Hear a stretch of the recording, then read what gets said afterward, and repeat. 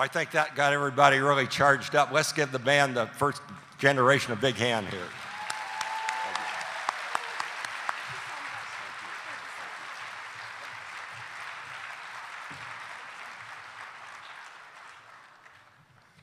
Well, let me start off by saying howdy. I'm Walt Buchanan, president of ASEE, and it's a real honor to be here today. And I'm really happy to welcome each of you to our 2013 ASEE Annual Conference here in wonderful Atlanta, Georgia. I'm happy to stand before you this day, our 120th anniversary. That's a long time, isn't it?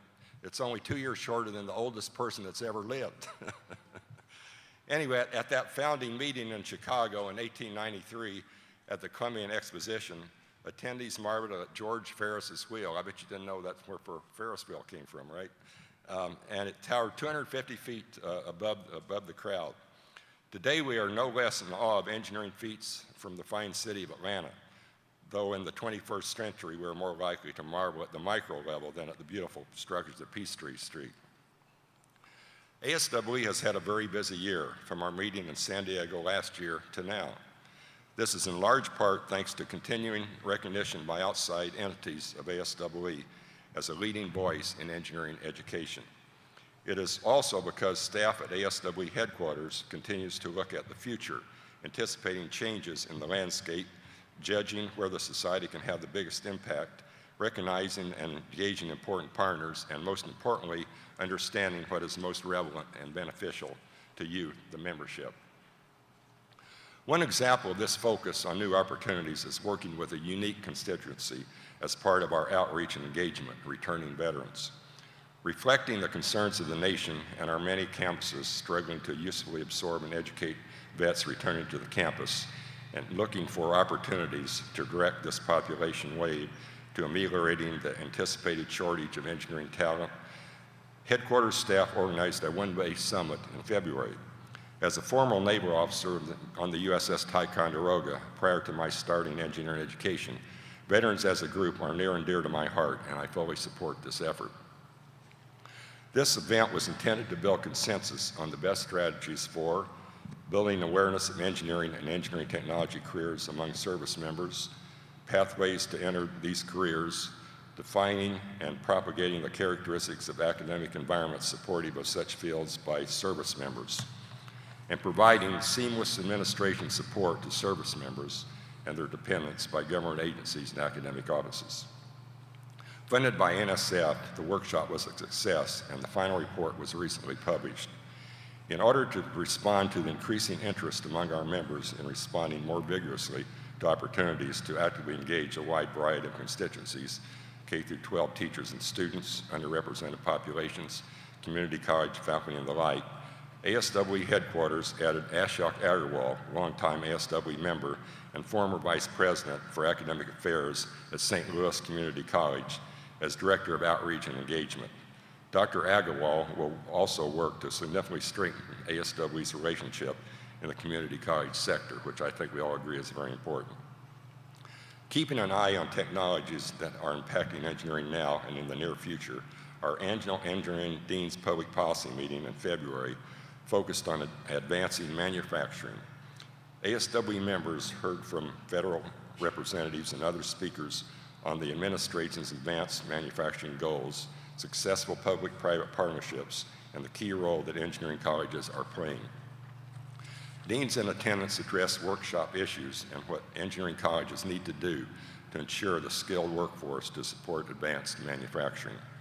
At the K-12 level, last summer, our members formed an ad hoc committee to discuss how we could be involved with helping to implement the next generation science standards. The standards explicitly include engineering design and concepts and are being introduced by at least 27 states. However, there is no ongoing effort to develop teacher competencies derived from and align with the NGSS. In addition, the NGSS were developed with very little concerted input from the engineering and engineering education community. Early this year, ASEE voiced 5 specific recommendations to better integrate engineering concepts into the standards. Today, the term STEM has gained significant political currencies, and perhaps at no time since Sputnik, is there so much support for STEM-focused programs and funding at the start of the Obama administration.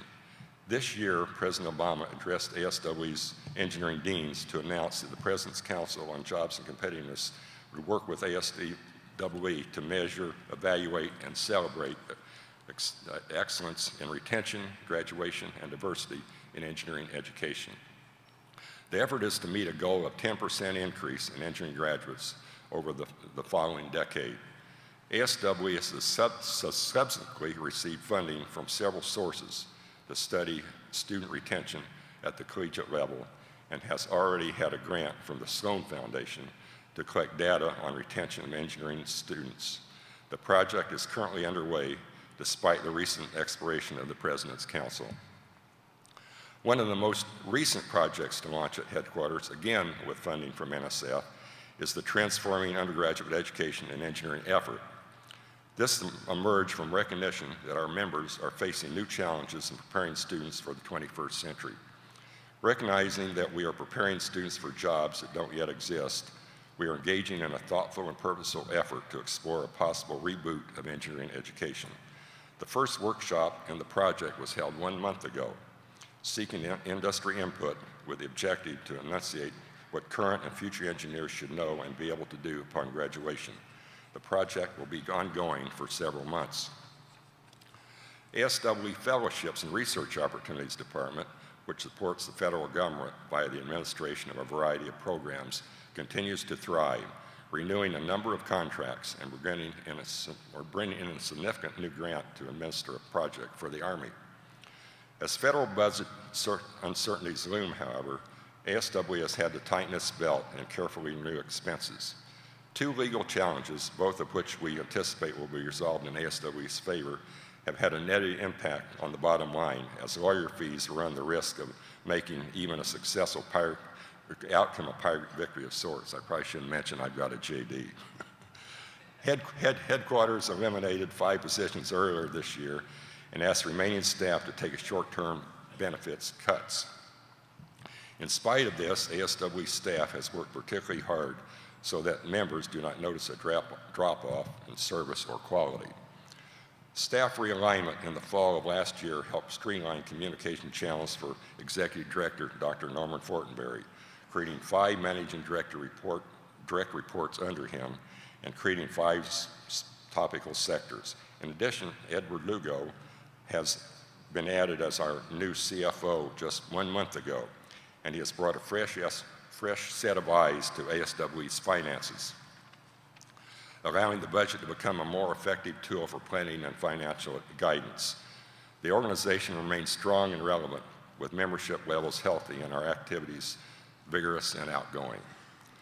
Lastly, it is with bittersweet emotions that I must recognize an ASWE staff member with whom many of you have come to know. Managing Director of Member Services and Membership Director Dwight Wardell has announced his retirement from ASWE after serving you for 13 years. This is supposed to bring up Dwight's picture. There we go. Yeah.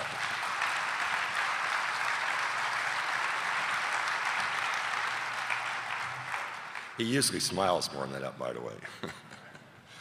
Given how deeply beloved Dwight is by members, we are honored to give him this plaque, which will be presented to him later, but I want to make a public acknowledgement for the members now, and let me read from the plaque.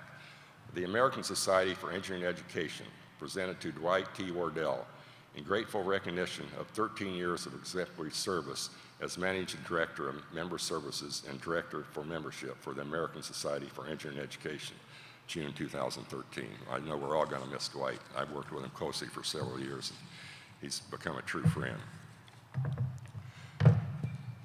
I know from speaking to many on staff that Dwight is a wealth of knowledge and a great resource to his colleagues.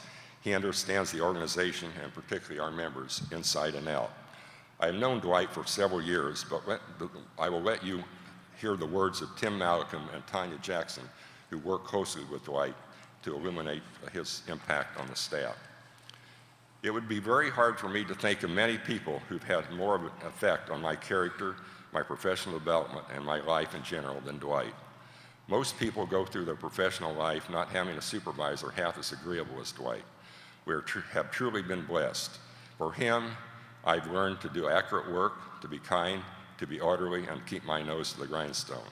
Another quote here. The most memorable thing about working for Dwight to me is the wonderful 8 years of working alongside a kind-hearted, gentle, hard-working manager who was patient in guiding in his position and allowing me to make it my own. I learned from him that teamwork matters. No one can do this job alone and that everyone counts.